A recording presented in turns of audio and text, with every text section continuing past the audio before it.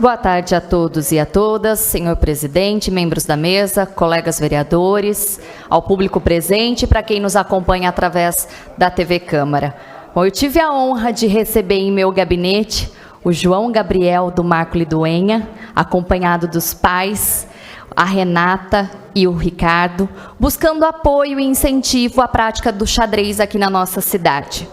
E aí, conhecendo a história e toda a trajetória desse menino de tão pouca idade, de apenas 10 anos, mas um jauense de muita garra, de muita dedicação e de muito esforço, eu precisava compartilhar a história desse jauense com os colegas vereadores.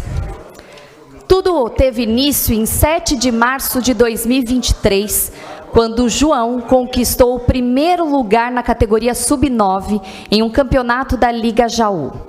Desde então, a sua trajetória tem sido marcada por conquistas sucessivas. Ainda em 2023, sagrou-se novamente campeão na mesma categoria e, em seguida, obteve o 3º lugar no encerramento do ano. Em 2024, já na categoria Sub-10, com apenas 8 anos de idade, de 8 para 9 anos, foi vice-campeão no primeiro campeonato do ano, retomando o topo do pódio logo em seguida com mais um primeiro lugar. E fechando a temporada com outra importante segunda colocação. Destacando-se cada vez mais, João decidiu ampliar seus horizontes e participou do seu primeiro torneio fora da cidade de Jaú, na cidade de Bauru, onde também conquistou o primeiro lugar. Em 2025, avançando para a categoria Sub-12, sempre à frente, João obteve o 3º lugar na Liga Regional de Águas de Santa Bárbara. Determinado e corajoso, decidiu competir com os atletas acima da sua idade, ingressando na categoria Sub-16, aos 10 anos de idade, onde surpreendeu ao conquistar o 4º lugar logo na sua estreia. No campeonato seguinte, subiu mais um degrau, ficando em 3º lugar. E em Botucatu, durante a Liga do Enxadrista da região, garantiu o 5º lugar, consolidando a sua evolução técnica e estratégica. Recentemente, João participou de mais 2 importantes torneios no calendário nacional. O Campeonato Paulista de Menores, realizado nos dias 31 de maio e 1º de junho, e o Campeonato Sudeste, nos dias 7 e 8 de junho, em São Paulo. E esse último com a validade para a titulação de Mestre Nacional. A sua presença nestas competições de alto nível demonstra a seriedade do seu trabalho e o reconhecimento de todo o seu empenho no cenário enxadrístico. João, é um prazer e uma honra fazer essa homenagem para você. Não vou olhar para a mãe porque eu fico emocionada, porque a mãe está com os olhos cheios de lágrimas e eu sei que nós, mães, a gente sente a vitória dos nossos filhos. Então, assim, para mim, como mãe, como vereadora, é um prazer e uma honra fazer essa moção. A impressionante trajetória de João Gabriel é resultado de talento, de esforço e amor pelo esporte. Por isso que eu fiz questão de fazer essa moção, porque a disciplina do João e a sua dedicação servem de exemplo para as nossas crianças, para os nossos adolescentes, sendo motivo de orgulho para a sua família, para os professores e para todos nós jauenses, João. Presidente, peço por gentileza autorização para mostrar o João que está aqui na nossa Casa de Leis, acompanhado dos pais. Peço para que os pais também fiquem em pé, por gentileza.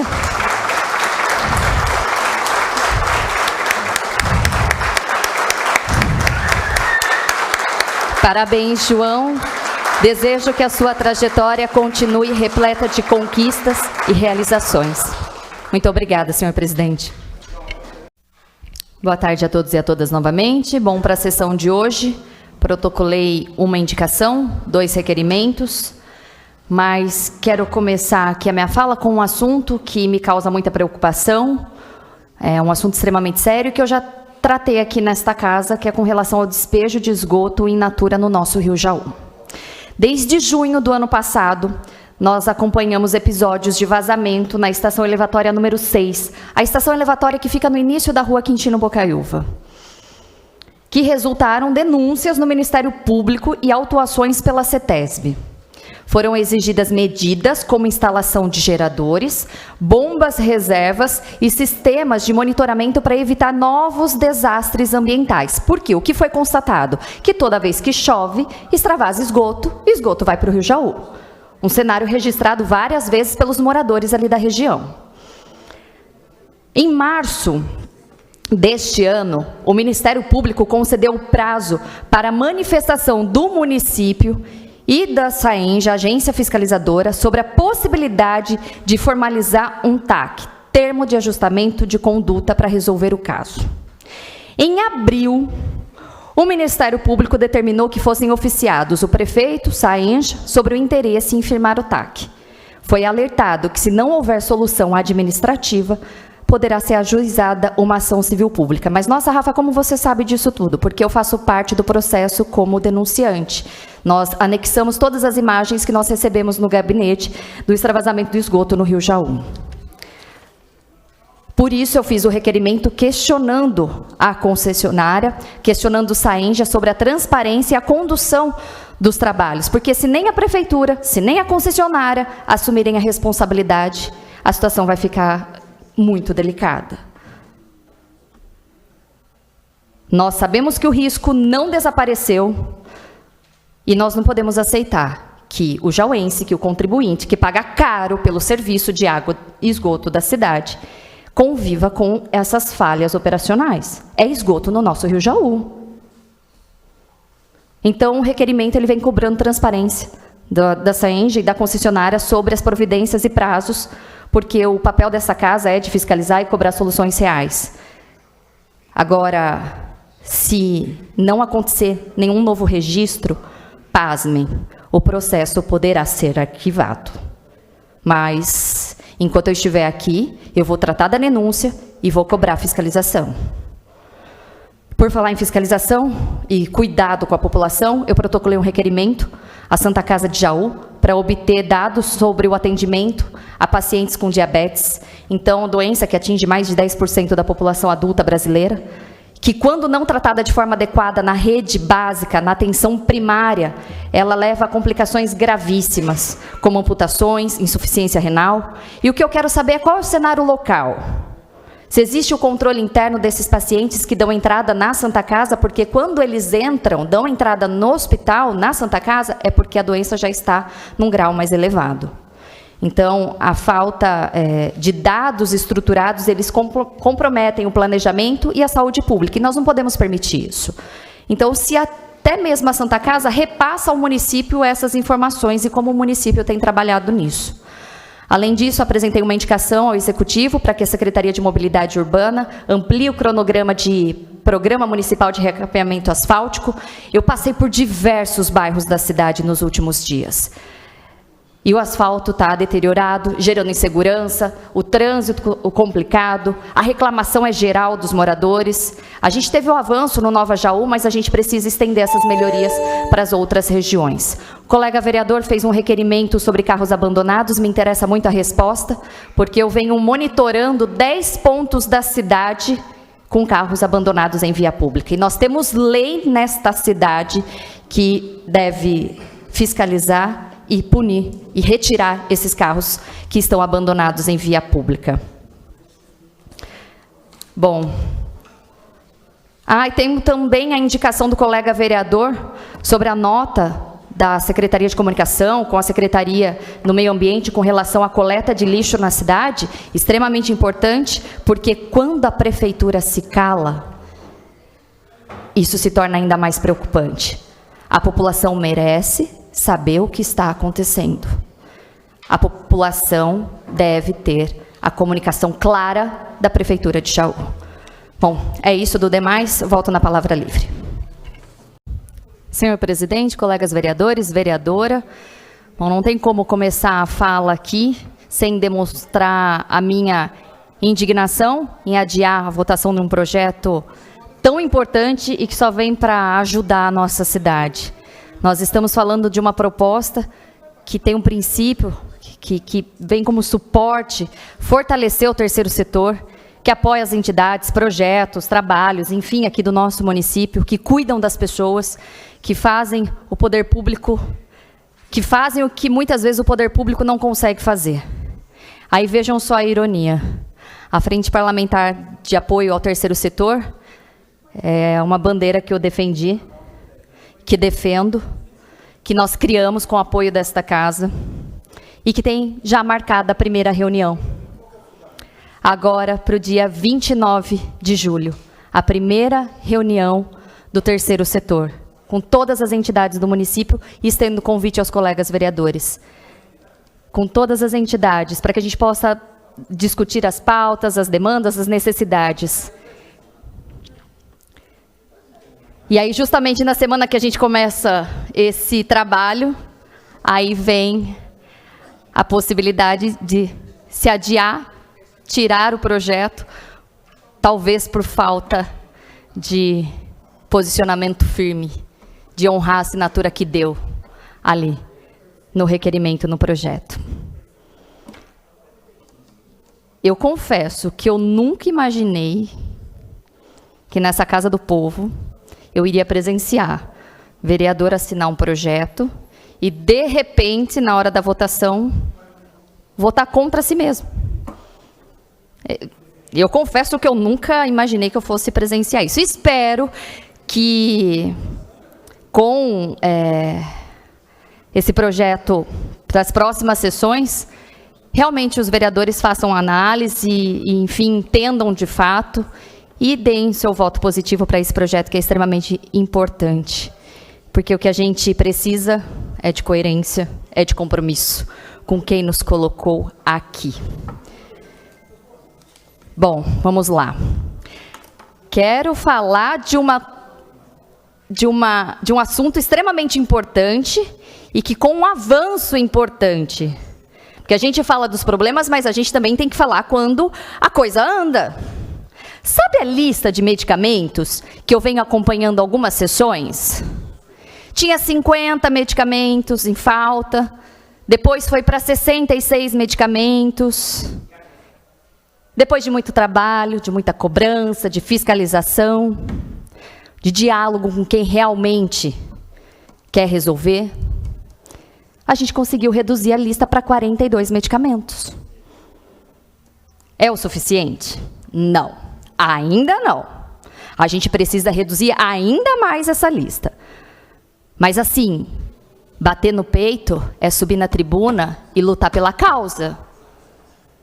Falar só eu vou resolver, não adianta. Tem que vir aqui, pôr a cara a tapa, ter coragem de cobrar, de fiscalizar. E do mesmo jeito que eu falei que estava faltando, eu venho dizer que a lista reduziu para 42, é que eu deixei em cima da minha mesa. Eu achei que eu tivesse pego aqui com todos os meus papéis, mas não tá. Reduziu para 42 medicamentos. Essa luta não para aqui, tá? Eu vou continuar mostrando a lista até a gente zerar a lista de medicamentos. Eu quero agora falar de uma situação que é da praça lá do Jardim das Paineiras, que é uma situação que a gente vem acompanhando já há algum tempo. Eu recebo moradores ali do bairro, no meu gabinete, por isso eu peço, por gentileza, a pasta 201, que são as imagens ali da praça. É uma demanda antiga ali da comunidade, está perigoso demais. Teve morador que quase perdeu o cachorro que caiu no buraco. Nós estamos falando de um animalzinho, mas podia ser uma criança, podia ser um idoso. Gente, isso precisa sair do papel. A solução dessa questão da praça precisa sair do papel. Eu fiz um requerimento sobre isso, acho que em abril. Mas nada preciso, nada de fato com solução real. Não dá para conviver com uma situação dessa. Cabe à prefeitura dar a resposta e assim, resolver. E não é tratar de um favor, mas de respeito, de compromisso com quem mora ali no bairro. Eu ouvi do morador, olha, Rafa, tá do mesmo jeito, porque eu vou mandando mensagem. Como que tá? Passaram? A prefeitura foi até aí? Como... Rafa, tá na mesma situação, nada aconteceu. É bizarro, melhoria nada. E aí, cabe a nós, vereadores, fazer o papel de vir aqui e falar do problema. E cobrar.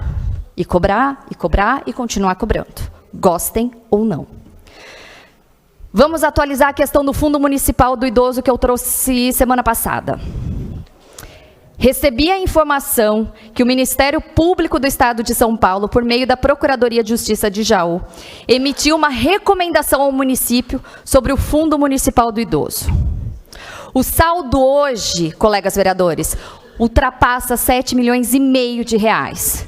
Mas os recursos não estão sendo liberados para os projetos aprovados. Vale lembrar que esses recursos eles são vinculados, ou seja, não podem ser retidos, redirecionados ou condicionados pelo Poder Executivo. Essa conduta, ela pode configurar improbidade administrativa e afronta aos princípios constitucionais da legalidade, da impessoalidade e da moralidade. O Ministério Público recomendou ao município que adote as medidas administrativas e orçamentárias para liberar esses recursos. Eu vou seguir cobrando, monitorando e fiscalizando, porque as entidades que inscreveram os projetos, que têm os projetos aprovados, elas precisam fazer acontecer. O dinheiro está aí, é só liberar. Todos sabem aqui do meu compromisso com o envolvimento da questão do empreendedorismo feminino. E aqui quero aproveitar a oportunidade para convidar as empreendedoras da cidade de Jaú, porque na Expo vai estar separado um estande coletivo do Sebrae, que é uma oportunidade para as nossas mulheres empreendedoras mostrar o trabalho, para fortalecer os negócios locais liderados por mulheres. Eu acredito no potencial das nossas mulheres, no impacto do empreendedorismo feminino, que tem na vida dessas mulheres que se dedicam tanto, que se desdobram tanto, às vezes o único sustento da família que vem das mãos dessas mulheres. Então, para quem tiver um interesse, é só entrar no site da Prefeitura, tem um link ali para participar, se inscrever, para participar desse estande coletivo do Sebrae. É uma oportunidade, é prestação de serviço, é informação e é nosso papel fazer esse trabalho de levar informação para as nossas mulheres empreendedoras. Quarta-feira agora, a colega vereadora Dani já falou sobre a Conferência Municipal da Mulher, que é um espaço fundamental para a gente debater políticas públicas voltadas para nós mulheres, mas é lamentável que o número de participantes tenha sido limitado.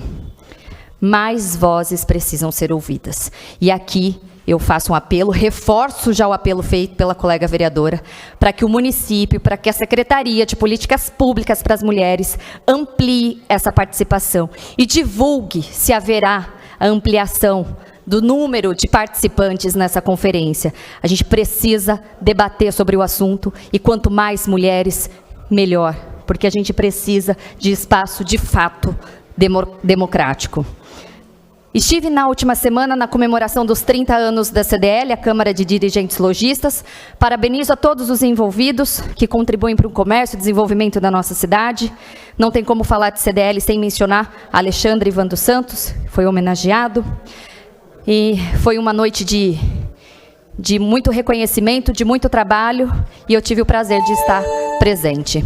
Reafirmo aqui que o meu gabinete está sempre à disposição da população. Nós atuamos em diversas frentes, desde demandas simples, como uma troca de lâmpada, manutenção em praça, como das mais complexas, que vão da saúde, educação, terceiro setor e muito mais. É para isso que nós estamos aqui, para ouvir e para agir. Eu não estou aqui para agradar, eu estou aqui para servir quem me colocou aqui, para servir com honestidade, com coragem.